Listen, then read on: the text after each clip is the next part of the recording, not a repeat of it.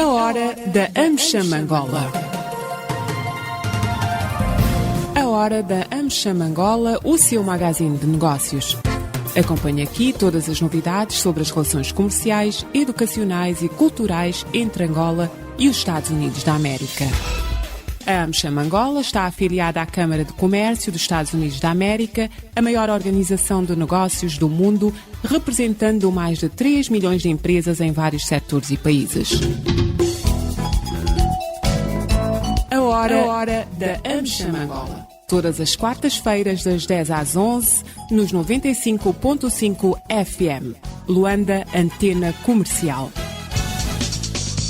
A República de Angola conquistou por mérito próprio um lugar de realce no concerto das nações. Devemos continuar a pugnar pela manutenção de relações de amizade e cooperação com todos os povos do mundo. Angola dará primazia a importantes parceiros, tais como os Estados Unidos da América. For example, the U.S. government just facilitated a new partnership between two American firms and the government of Angola. Por exemplo, o governo dos Estados Unidos da América acaba de facilitar uma nova parceria entre duas empresas americanas e o governo de Angola para investir 2 mil milhões de dólares na construção de novos projetos solares em Angola. It's a partnership that will help Angola meet its climate goals and energy needs while creating new markets. É uma parceria que ajudará Angola a cumprir os seus objetivos climáticos e as suas necessidades energéticas, ao mesmo tempo que cria novos mercados para tecnologias americanas e bons empregos em Angola e, suspeito, em toda a África. Falou o presidente dos Estados Unidos da América, Joe Biden. Angola até hoje vive dependente, manietado, amordaçado, dependente dos convertíveis gerado pelo petróleo. O turismo é o setor que a curtíssimo prazo pode alterar essa situação. O turismo tem capacidade de vir a substituir o petróleo como uma fonte de geração de convertíveis, de divisas. O turismo, segundo a Organização Mundial do Turismo, 2019 garantiu 7 milhões de novos empregos no mundo. E as receitas foram 8,9 trilhões de dólares no mundo, o que correspondeu a 10,3. Eu estou a referenciar o ano de 2019, antes Covid. Isso quer dizer que o turismo, em cada 10 empregos, temos um empregado do turismo. E o turismo, neste momento, e sempre foi o terceiro maior empregador, depois da agricultura, do comércio, que em cada 10 pessoas sobre o globo, naturalmente que o turismo parece como o terceiro maior empregador. Nós andamos aqui aflitos com o petróleo, nós só nos preocupamos com o petróleo para frente e para trás, quando nós temos um setor que em pouco tempo, menos de 2, 3 anos, pode ajudar Angola a atingir os níveis de desenvolvimento, ou pelo menos ter receitas bastante. Se adicionarmos ao petróleo, naturalmente que Angola poderá ter indicadores melhores em termos de economia. E não tenho dúvidas que, bem organizado, o turismo em Angola poderá substituir as receitas originadas pelo petróleo. Falou Pedro Godinho, o presidente da AmCham Angola, a Câmara de Comércio Americana em Angola.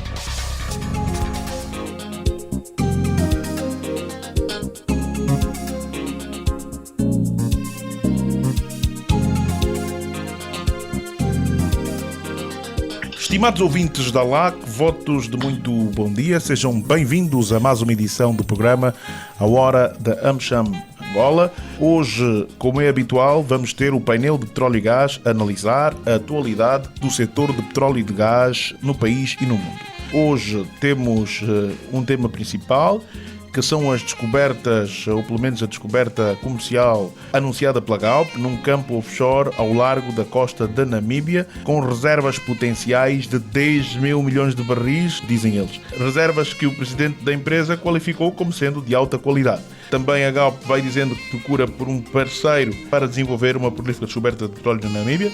Esses mais de 10 mil milhões de barris, José Oliveira, a ser verdade, é mais do que as reservas total do nosso país. Mas pronto, a ver, vamos, vale o que vale, como diz sempre José Oliveira, até ver.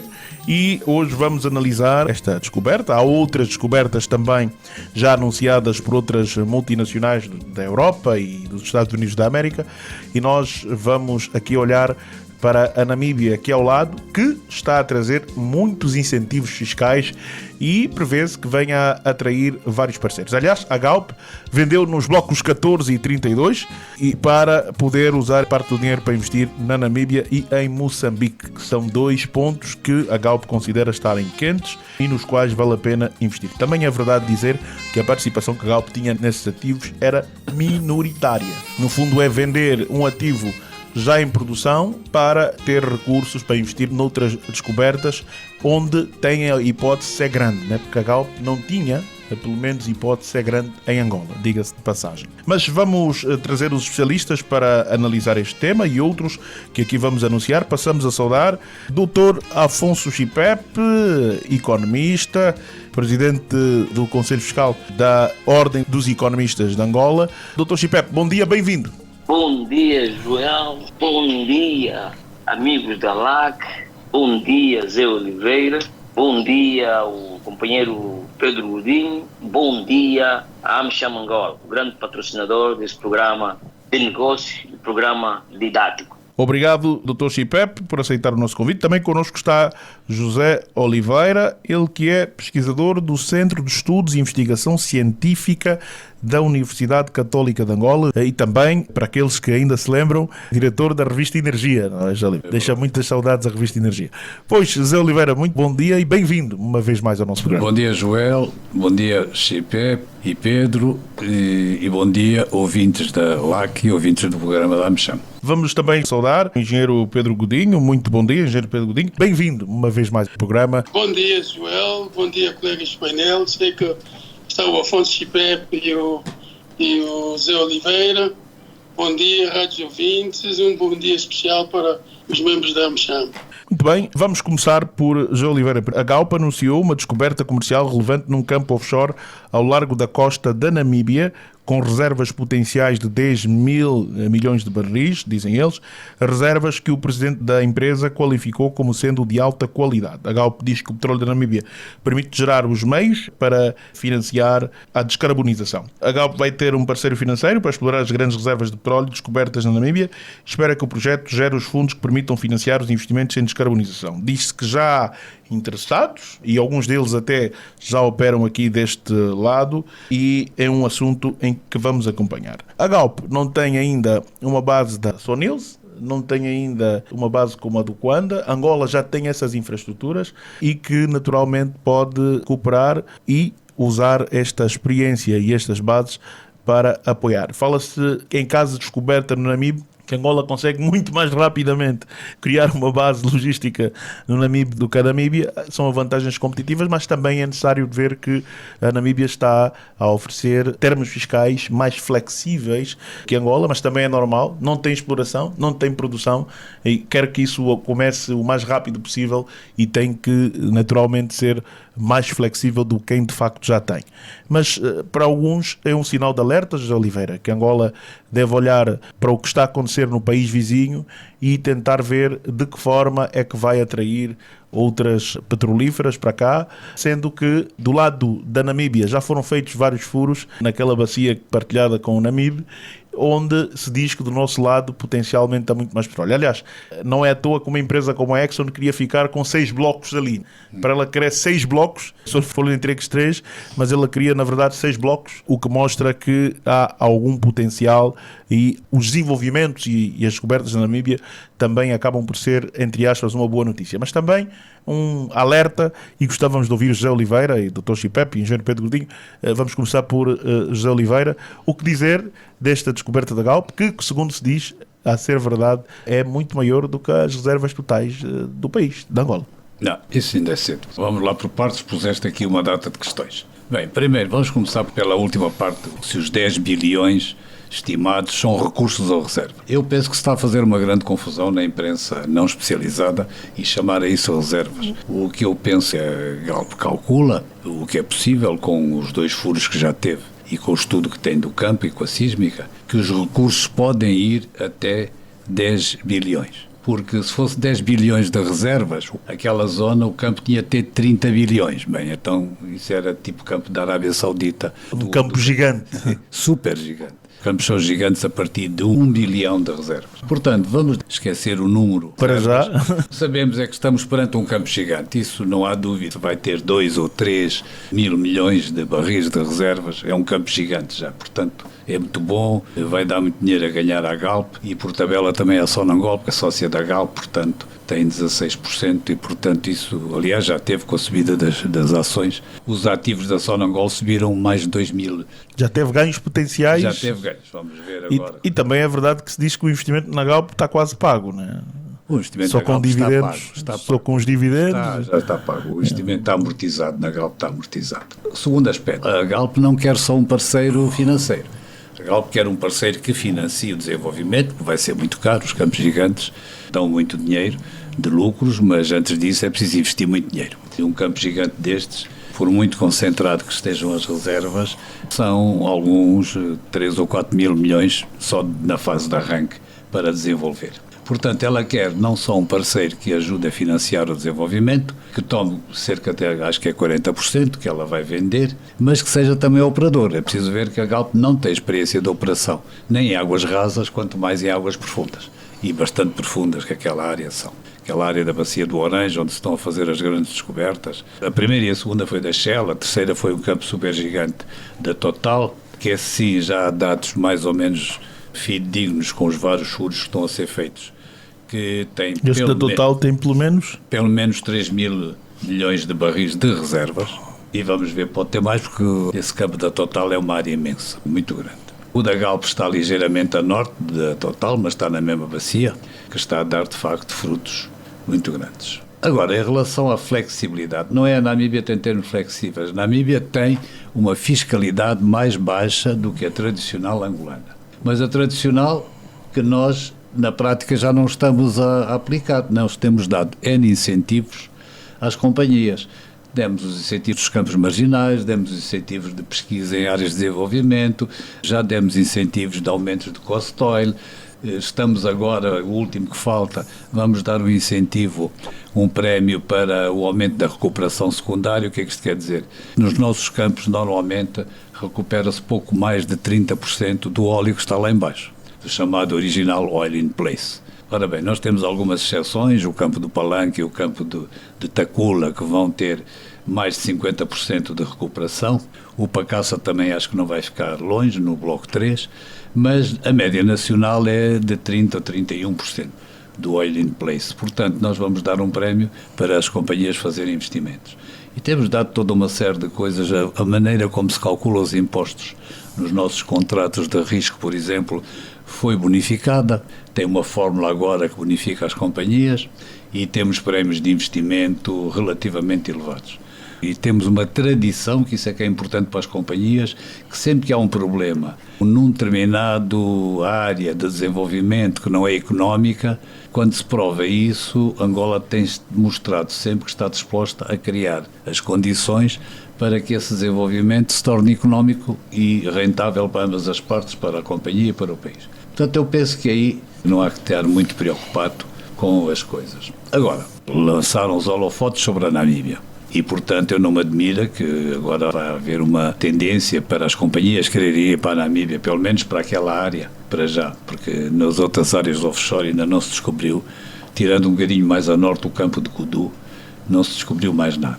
Vamos esperar também o que é que vai dar o furo da Exxon na zona da bacia do Namibe, do nosso lado. E porque é que a Exxon tem muito interesse naquela zona? Que a Exxon tem 3 blocos do lado da Namíbia e tem 3 blocos do lado de Angola. Se aquela área for boa, suponhamos que aquela área, se fosse uma nova bacia do Orange ou qualquer coisa próxima, a Exxon teria 6 campos onde fazer descobertas. Vamos ver o que é que acontece. O primeiro furo vai ser este ano. E depois temos o outro aspecto que é importante também para Angola. Angola para o ano vai pôr em concurso a bacia das águas profundas do Kwanza. Os estudos mais recentes que foram feitos pela Schlumberger, encomendados pela ANPG, pela concessionária, mostram que as águas profundas do Kwanza têm um potencial elevado. Claro que a Schlumberger fez esse estudo com base nos dados todos que agora existem, que não existiam quando começou a pesquisa naquela área. Agora há cerca de 40 mil quilómetros de sísmica 3D, há 21 furos e, portanto, há muitos dados para trabalhar. Foi com esses dados que a Schlumberger trabalhou e mostrou que há um potencial. A NPG agora tem de trabalhar muito bem e, se calhar, o trabalho ficou um bocado mais difícil para motivar as grandes companhias para o ano a virem também pegar em blocos das águas profundas do Kwanza. Se não houvesse, diremos que se não houvesse este enfoque da Namíbia por causa destas descobertas, a tarefa da NPG teria um bocadinho mais fácil. Mas pronto, com dados concretos que há, penso que a NPG só tem a trabalhar mais um bocado para ver se consegue que 4 ou 5 das grandes companhias queiram pegar nos blocos da bacia do Kwanza. Mas, José Oliveira, quando diz trabalhar mais um bocado, o que é que, no seu ponto de vista, fazer um esforço termos fiscais mais... Não é preciso em termos fiscais. Como eu expliquei, Angola já mostrou que quando é preciso melhorar os termos fiscais porque não há rentabilidade... Resolve. Portanto, não tem que ir pegar na sua base, até porque hoje a maioria dos blocos já estão com condições muito melhores do que aquelas condições com as quais foram assinados. Portanto, eu não acho que é um falso problema esse das condições fiscais. Ninguém deixa de vir para Angola por causa das condições fiscais. A atração da Angola, por exemplo, da bacia do Kwanza, é que a NPG consiga convencer, de facto, as grandes companhias, com os dados que já tem, e se calhar terá de fazer ainda mais alguns estudos, não sei, de que o potencial do Kwanza é grande. E, portanto, aí tem de trabalhar um bocado mais junto das grandes companhias. Eu digo grandes companhias porque em águas profundas, pesquisar e desenvolver descobertas em águas profundas são temas que, no arranque, invocam 3 ou 4 mil milhões de dólares, se não mais. Portanto, não é para pequenas companhias. Vamos ver o que é que a NPG consegue e vamos ver se, entretanto, além da bacia do Orange, acontece mais alguma coisa no onshore, no offshore da Namíbia, lá em baixo. Muito bem, Zé Oliveira, muito obrigado. Dr. Chipep, a Galp colocou à venda a posição no gás em Moçambique também, né? Depois de anunciar a venda para a exploração e produção petrolífera upstream em Angola. Isto no início do ano passado. A Galp colocou também à venda a participação que detém no projeto de gás natural de Moçambique. A petrolífera portuguesa mandatou o Bank of America para encontrar compradores para a posição que tem no projeto de gás natural denominado Coral Sul, situado no norte de Moçambique. Saídas de São Tomé e Namíbia também estavam previstas na altura, mas parece que São Tomé talvez, mas Namíbia agora já medo la vi. Agora nem pensar. Isto para trazer aqui um elemento novo, também dizer que quanto à saída de Angola, é sempre bom, como diz e chama a atenção o José Oliveira, não dramatizar, não exagerar naquilo que é a realidade dos factos. Isso nos leva a olhar para aquilo que é a participação que a Galp tinha em Angola, em ativos, sim senhora, prolíficos, em produção e que representam naturalmente uma percentagem elevada da produção do país. Referimos-nos ao bloco 14, onde a Galp tinha 9% e o bloco 14K e a IMI, onde a Galp tinha 4,50%. Mas outro ativo muito interessante da Galp no país e que ela teve que largar, segundo dizem os entendidos na matéria, já de olhos na Namíbia, foi o bloco 32, também operado pela Total, onde tinha 5%. Né? Sabe-se que o comprador é a Tua Energia e naturalmente o negócio que já foi anunciado há algum tempo, espera-se a qualquer momento o anúncio do fim deste negócio. Mas, Dr. Chipep, olhando para aquilo que José Oliveira chamou a atenção, o que mais se lhe oferece dizer sobre esse tema da descoberta da Galp? É para ligar os sinais de alerta ou para perceber como melhorar a forma de trabalhar e atrair mais investidores, pelo menos 5 grandes, para as águas ultraprofundas e, por que não, para o Namib, se e quando a Exxon tiver uma descoberta? Joel, se recuar um pouco no tempo dos nossos programas, nós vimos alertando de que algumas companhias petrolíferas estavam a virar-se para a Namíbia. E hoje é um facto. O Joel esteve a referir-se a bocado em relação à Galp, que havia contratado um banco de investimento. Nesse caso concreto deve estar a referir-se ao Bank of America, que era para vender cerca de 40% da metade da sua posição nesse bloco da Namíbia e que poderia passar a cedência às operações do bloco de um novo parceiro. Não cheguei a encontrar esse novo parceiro, no entanto, devo referir que a Galp tem várias posições monetárias na exploração do offshore de petróleo e gás, onde normalmente está presente. por exemplo, é o caso do Brasil, de Moçambique, e que em nenhum desses blocos a Galp é operador. Além dos conhecimentos, ou seja, do know-how de exploração no offshore, o desenvolvimento da produção de uma descoberta comercial relevante exige grandes quantidades de capital, ou seja, grandes quantidades de tesouraria. Só para este ano, por exemplo, na fase de pesquisa, a Galp espera investir cerca de 150 milhões de dólares. Em 2022, estou recordado que a Galp já havia anunciado que iria deixar de procurar novas áreas de exploração de combustíveis fósseis. Mas noto que esta área é ainda aquela que se gera mais lucros, por aquilo que eu ouço e leio nas entrelinhas. Quer-me parecer que esta área representa lucros consideráveis para a Galp. É bom sublinhar que esse processo, ou seja, o sucesso da Galp, vai atrair, obviamente, o interesse de muitas empresas, que apesar dos compromissos climáticos que hoje conhecemos, a viragem, né, ainda procuram crescimento através do petróleo. Há um esforço grande no sentido de se virar, mas mesmo assim, e volto a referir que o petróleo ainda deve durar aí algumas décadas. Portanto, sabe-se que também, pese embora o facto de José Oliveira ter referido, é bom que se sublinhe aqui que é uma descoberta muito importante, que inclusive terá impulsionado as ações da Bolsa de Portugal, que registrou uma subida de 2,36 bilhões na capitalização da Bolsa para cerca de 13,83 bilhões, segundo os dados da Euronext. Um outro passo que a Galp também vai tomar será a venda de cerca de 40% da participação dos 80%. Portanto, espero que possamos decifrar exatamente por que razão vai vender os outros 40% e ficará com uma metade, mas de momento o projeto e as ações que conseguimos decifrar deste grande interesse que a Galp tem estado, diríamos assim, a anunciar, porque hoje, nos últimos dias, como sabe, fala-se muito de facto dessa grande descoberta, mas também eles têm um desafio que é de descobrir o valor comercial desta grande descoberta. Portanto, este é outro aspecto que pesa embora essa descoberta, mas tem que ter em conta o valor comercial que essa descoberta pode representar amanhã para a sua venda. Portanto, eu acho que devemos aqui sublinhar também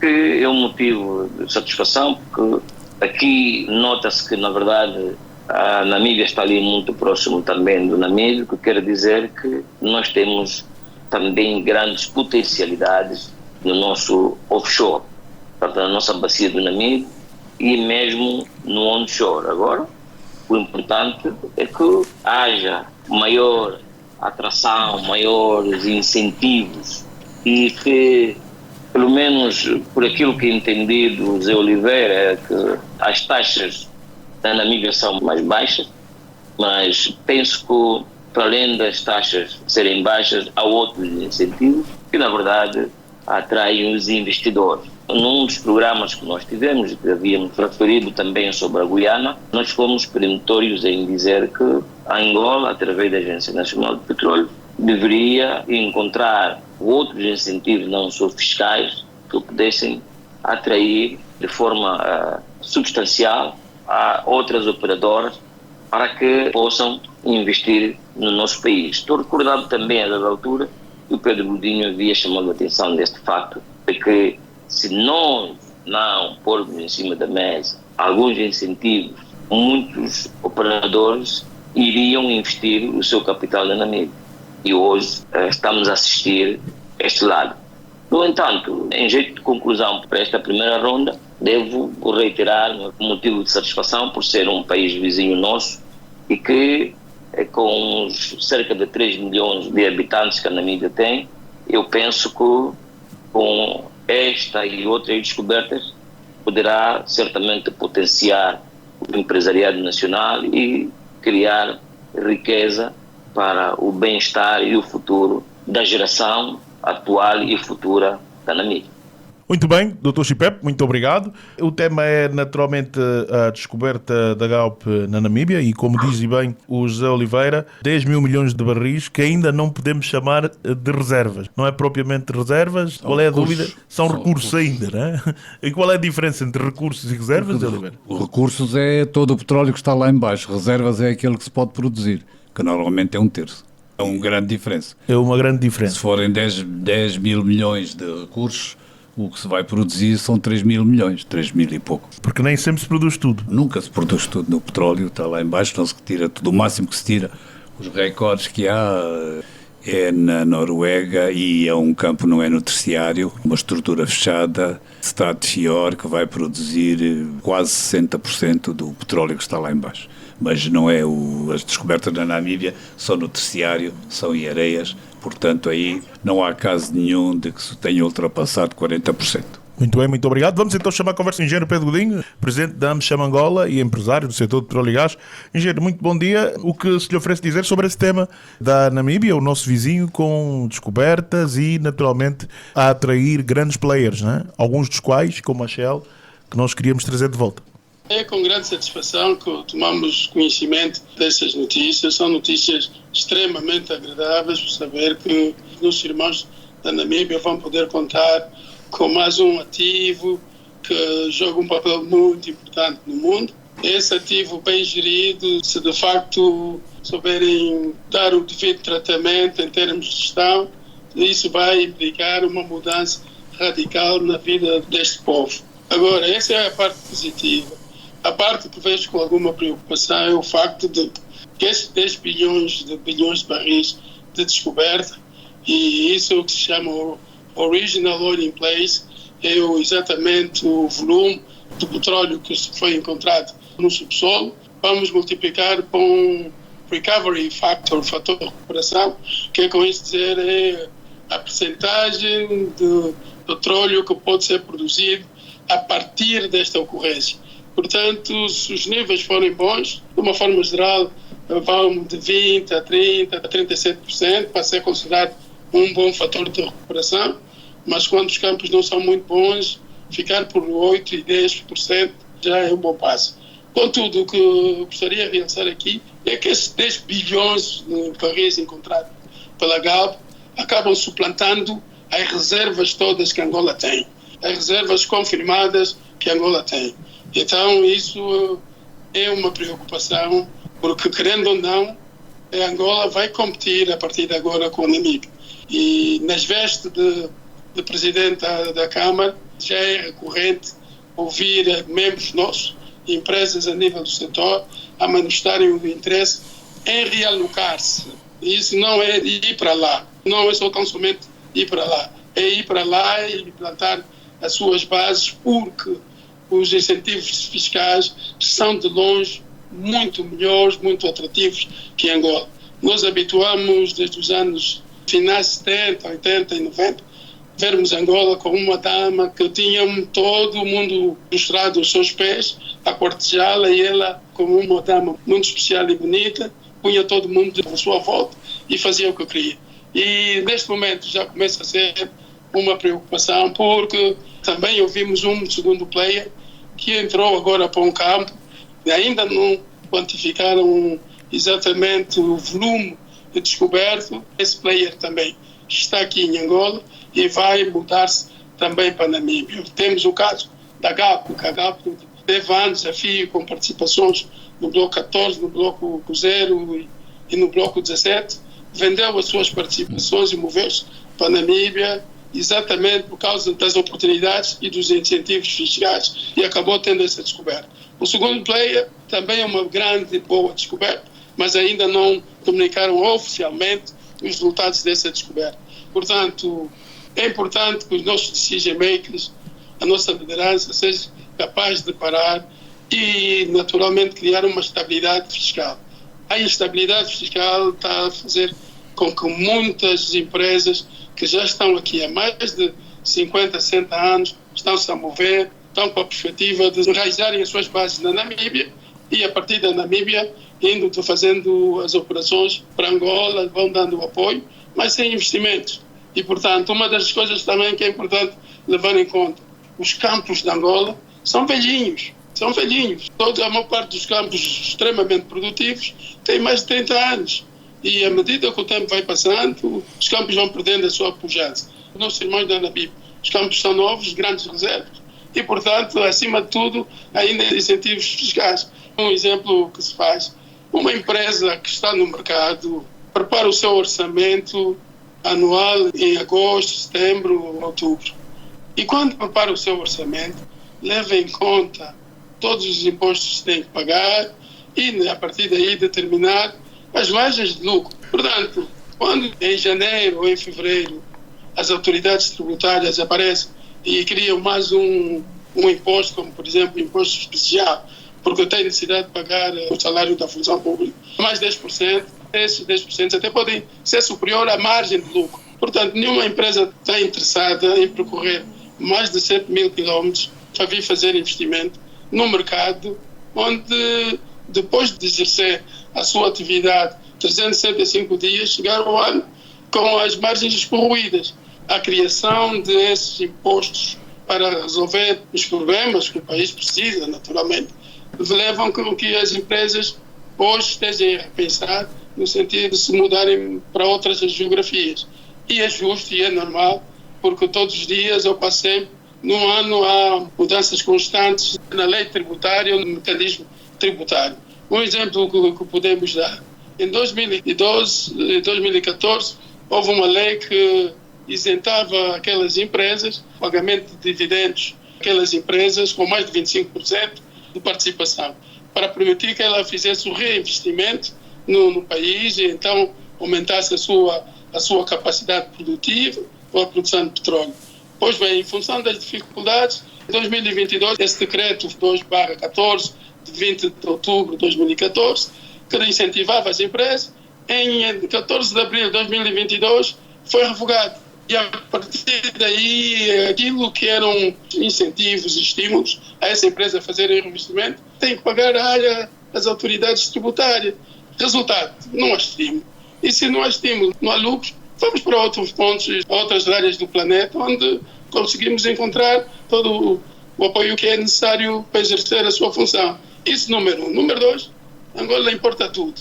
Angola não produz nada. Se compararmos a Namíbia tem muito mais capacidade de desenvolvimento e também com o apoio direto da África do Sul. Muitos parafusos que aqui não existem porque nem se fabrica, temos que importar. Esses parafusos são encontrados na Namíbia e na África do Sul. Isso com os agravamentos dos direitos alfandegários.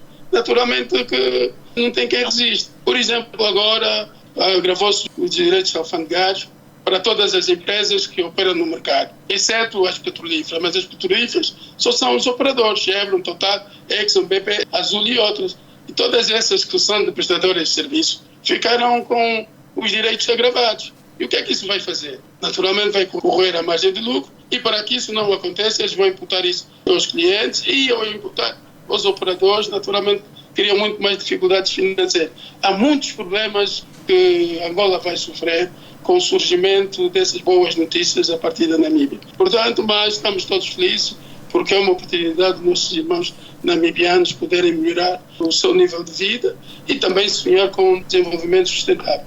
Muito bem, engenheiro. José Oliveira quer intervir, por favor? Não, por causa das tuas intervenções, é que estas questões fiscais e deste decreto e a sua suspensão e coisa, está muito ligado às empresas de serviços e não às operadoras. Eu ia dar aqui uma sugestão, era que se fizesse um programa dedicado a isto, porque há de facto problemas com o apoio que nós temos de dar à indústria petrolífera, como se chama, à indústria de serviços, e nós já perdemos com o Covid as bases das grandes empresas de serviços baixaram muito em Angola, embora eu saiba que agora tenham aumentado ligeiramente, mas eu acho que se devia fazer aqui um programa para discutir esse aspecto, é que senão as pessoas ficam, os ouvintes, como tu não especificaste, que eram problemas relativos às empresas de serviços, ficam convencidos que essas fiscalidades e abolições de facilidades que havia afetam empresas petrolíferas diretamente, os operadores e os produtores. Esta é uma sugestão que eu deixo aqui.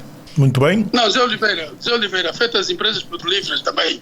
A Chevron, Exxon, esse despacho que era um incentivo, foi lançado a 20 de outubro de 2014, que isentava aquelas entidades que tinham mais de 25% de participação e que estimulava-os então a não pagarem os IACs. Isso incentivava as empresas como o Chevron e outras a fazerem os reinvestimentos no país. Hoje, esse direito foi revogado exatamente a 14 de abril de 2022. Portanto, hoje já têm que pagar. E quando pagam, são bilhões de dólares. São bilhões de dólares. E, portanto, tudo isso resulta exatamente numa insatisfação e uma desmotivação, e por isso estavam a fazer o redeslocamento das suas bases para Namíbia.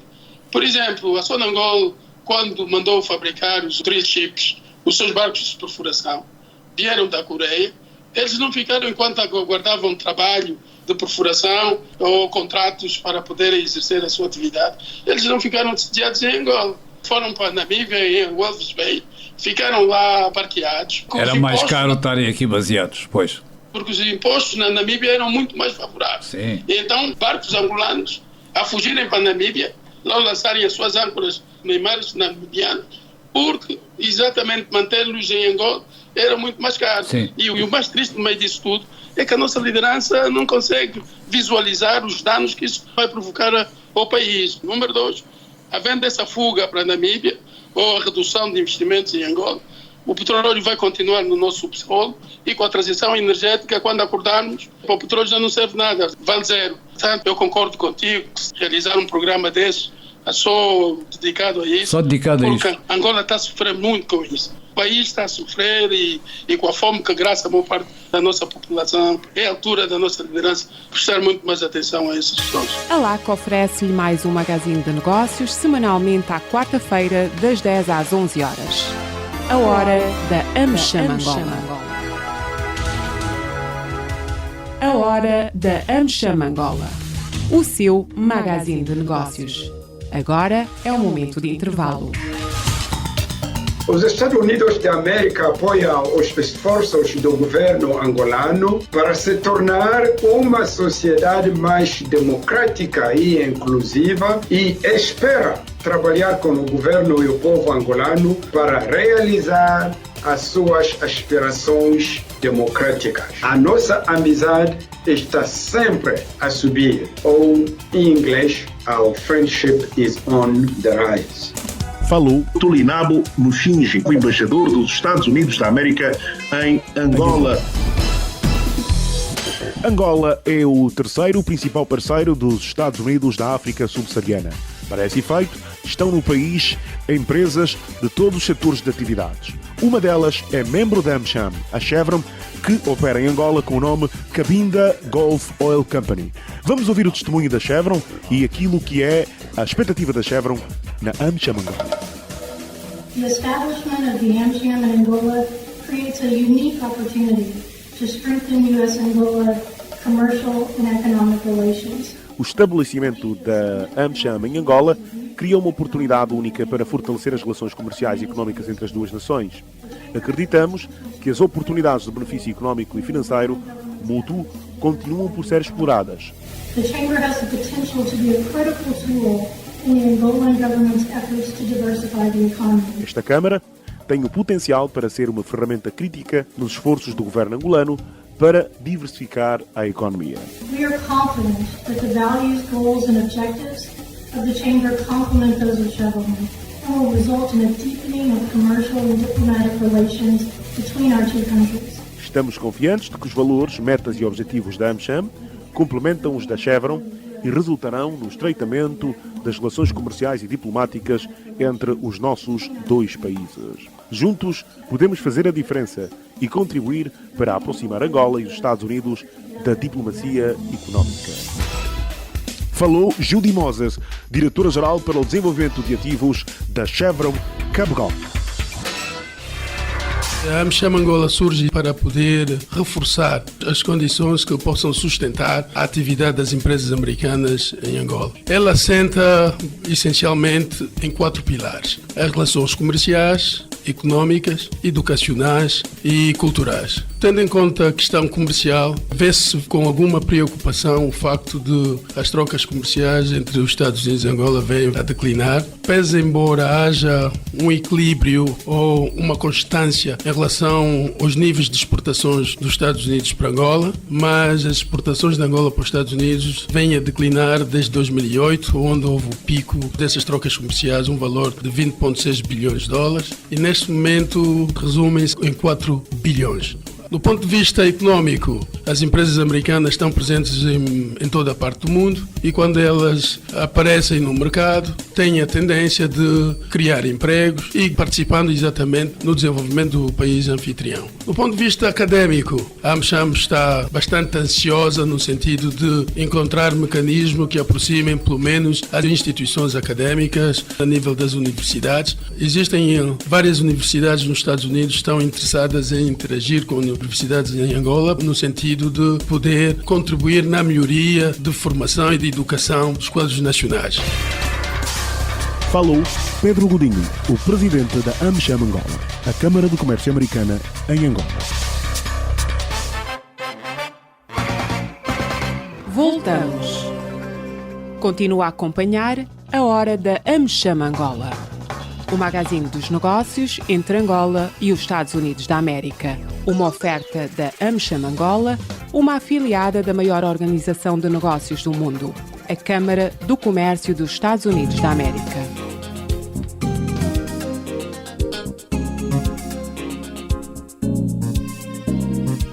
Essa conversa acabou passando e chamando a atenção para um fator que é o fator ligado às energias renováveis.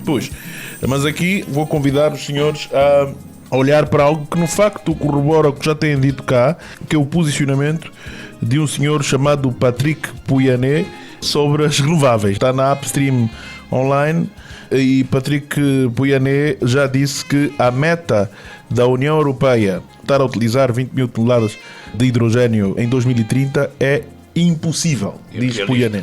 Irrealista e que não vai acontecer. Diz ele que a tecnologia ainda é, digamos, um bebê, ainda nem está a engatinhar e os custos elevados é muito caro e por isso ele acha que não é para avançar. Isso acabam por ser também um bom sinal para dizer que a substituição do petróleo não é para tão breve como se esperava. José Oliveira, estas explicações como do Sr. Pouyanné, o que é que de facto significa? E olhando para os últimos desenvolvimentos, a transição energética está mais perto, essa revolução de petróleo mais barato, ou nem por isso? Porque a própria Arábia Saudita ainda precisa do petróleo a 71 para manter o orçamento, acima dos $70. E não parece que vai diversificar a economia nos próximos 20 anos. Não vai diversificar, eles estão a diversificar, cuidado, os países do Médio Oriente estão a diversificar muito a economia porque têm muitos meios para isso. Agora, mas não é essa velocidade. Mesmo assim, eles estão a boa velocidade, os outros, a maioria dos outros é que não. E o fim da era petróleo vai ser muito mais tarde do que aquilo que inicialmente se queria. Por exemplo, quando se lançou o programa do Net Zero em 2050, a Agência Internacional de Energia dizia que não era preciso descobrir mais petróleo. Bem, já se viu, não é preciso fazer contas muito complicadas, que é preciso mesmo descobrir petróleo e pôr em produção novos campos, porque senão corremos os riscos, e não são muitos, daqui a meia dúzia de anos, de haver falta do petróleo e o petróleo trepar para preços elevadíssimos e afetar a economia mundial toda. Antes sobre do que falta, não é? Sim, antes sobre do que falta. Agora, é verdade que a Europa tinha metas muito agressivas que agora já voltou para trás. Já viu que não vai cumprir. E a do hidrogênio, os alemães são os grandes impulsionadores do hidrogênio e os alemães estão dispostos a subsidiar, aliás, por isso é que se estão a fazer alguns investimentos. O de Angola, que é com os alemães, na Namíbia há outro que está planeado, na Arábia Saudita há dois grandes que são monstros, que são também com a Alemanha. Só que a Alemanha já tem a noção de que nos primeiros anos vai ter de subsidiar forte e feio o hidrogênio. Tanto, e até que os custos baixem. Os custos vão demorar uns anos a baixar. Vai ser mais rápido se de facto surgirem muitos complexos de hidrogênio, mesmo a produzir caro, mas portanto até se rapidamente se estabilizar tecnologicamente os electrolyzers, que são os equipamentos fundamentais para a produção de hidrogênio, mas Se houver muitos projetos, isso é mais rápido, e os alemães apostam um bocado nessa via, vamos subsidiar, porque quanto mais projetos, mais depressa se baixam os custos. Teoricamente isto está certo, vamos ver se na prática. Agora, depois há outro aspecto que é muito importante, que as pessoas esquecem: a transição energética em África vai ser um passo muito mais lento do que aquela da Europa. O carro elétrico não é para os próximos 20 anos em África. Nós temos muitos problemas ainda, problemas temos de pôr a aceder à energia elétrica a maioria da população. Angola, por exemplo, e que não é dos piores países em África, ainda só tem cerca de 43% dos angolanos é que têm acesso direto à eletricidade. Portanto, estamos a trabalhar, pensamos que antes de 2030, nos próximos anos, vamos passar os 50%, falta a outra metade. Pronto, temos programas de eletrificação rural com o solar, portanto, que neste momento estão programas em curso para abastecer 2 milhões de angolanos em pequenas vilas e no interior do país, mas vai ficar muito ainda por fazer. Portanto, a transição energética em África é mais lenta, depois também já se viu.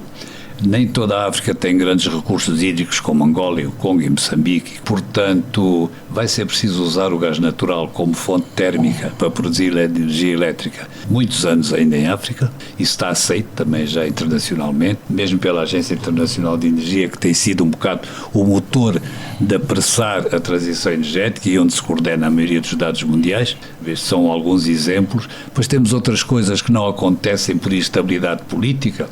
Por exemplo, nós sabemos que o Congo tem um potencial hídrico fabuloso, não é? Mas enquanto não tiver estabilidade política, ninguém vai investir os bilhões de dólares que são precisos para pôr em produção o projeto Inga 4, que seria a maior barragem do mundo, nas fases todas, e que tinha um potencial de produção muito grande. Portanto, isso também é outro fator.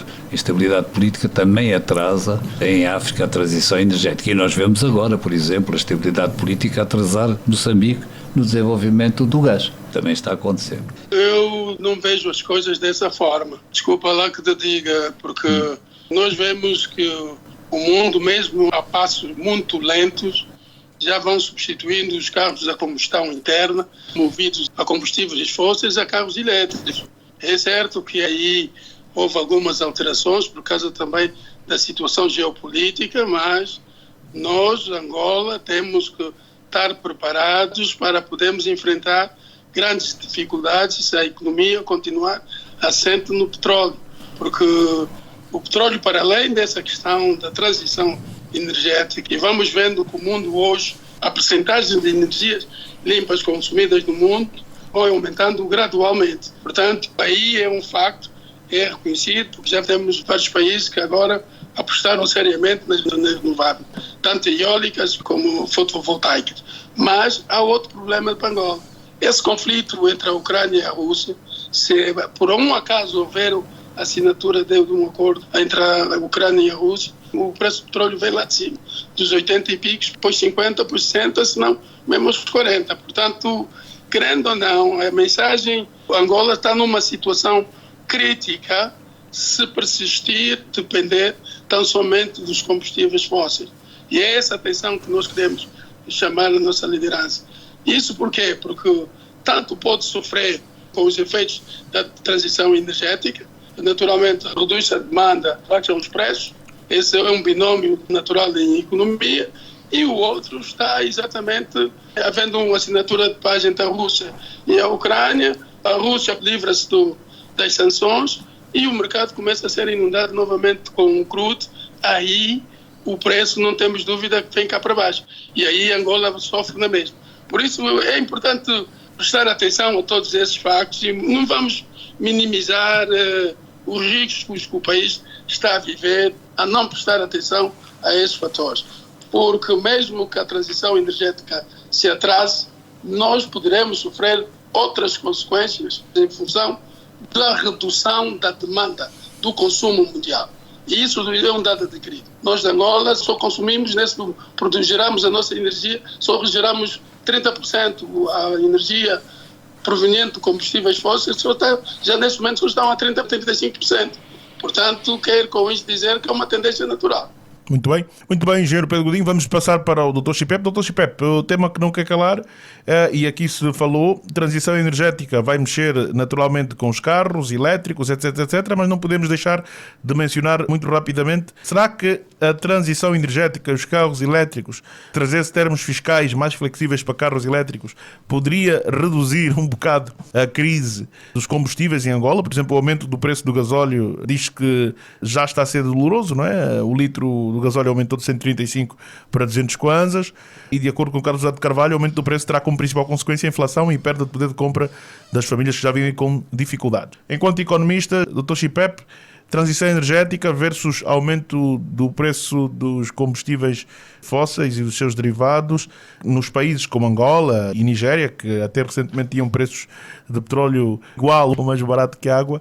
O que dizer, Dr. Chipep? Continuamos a incentivar os decisores políticos no sentido de que temos que tirar o maior proveito possível dos combustíveis fósseis que temos, para que quando se efetivar de facto a transformação energética, utilizarmos outros recursos energéticos que não sejam o petróleo, nós já tenhamos resolvido grande parte dos problemas que nós temos, como são as rodovias, a água, a energia e, enfim, a questão do turismo, tirar o maior proveito possível dos recursos que nós temos no nosso subsolo, para que possamos amanhã estar à vontade. E quando nós falamos também do nosso subsolo, estamos a nos esquecer, Joel, do subsolo marítimo. Não temos só o petróleo, temos diamante de grande valia, temos pedras preciosas no nosso subsolo marítimo. Portanto, eu penso que, sem mais delongas, volto a referir que o nosso programa é de facto um programa, além de ser um programa de business, programa de negócio nos Estados Unidos e Angola, é um programa didático e que é seguido por muita gente, é que continuamos a fazer fincapés no sentido de que continuemos a atrair investidores, continuemos a atrair investidores não só externos, mesmo investidores nacionais, que eventualmente têm capital suficiente para investirem tanto no onshore como no offshore, para que nós possamos efetivamente explorar este recurso que nós temos e fazer com que possamos, de facto, usar aquela máxima que a gente diz que o petróleo é uma bênção e não uma desgraça. Portanto, Joel, mais uma vez, penso que todos os recursos que estão disponíveis no nosso país, e nós o temos a energia que é utilizada a partir dos rios que nós temos. Hoje temos um excedente de energia, tudo isso, mas refiro novamente, o recurso do nosso subsolo, que é o ouro negro, deve ser explorado ao máximo. As nossas atenções devem estar viradas para incentivar que as operadoras internacionais venham a Angola e explorem o máximo possível este grande recurso. Muito obrigado, João. Muito obrigado, Dr. Chipep, e vamos assim com este comentário chegar ao fim de mais uma edição do nosso programa. Sabe sempre a pouco, né? Há sempre muito que dizer, mas pronto, temos que respeitar o tempo, só temos uma hora, mas vamos naturalmente continuar a abordar e analisar os vários temas. Agradecer ao Dr. Chipep, desejar continuação de excelente quarta-feira e, claro, cá estaremos no próximo mês para mais um painel de Petróleo e Gás. Muito obrigado, João. Também agradecer ao engenheiro Pedro Godinho. Muito obrigado. Esperamos contar consigo no próximo mês para mais uma edição do painel de Petróleo e Gás. Muito obrigado, Joel. Mas antes do fecho do programa, seria importante realçar também a participação do Presidente nesse Fórum de Negócio Estados Unidos da África em Dallas. Penso que é o Dia de Angola e, naturalmente, nesse evento tudo se vai falar em termos de possibilidades de investimento no país. Penso que é um grande momento, mas esses esforços serão inglórios se não olharmos muito na questão do doing business.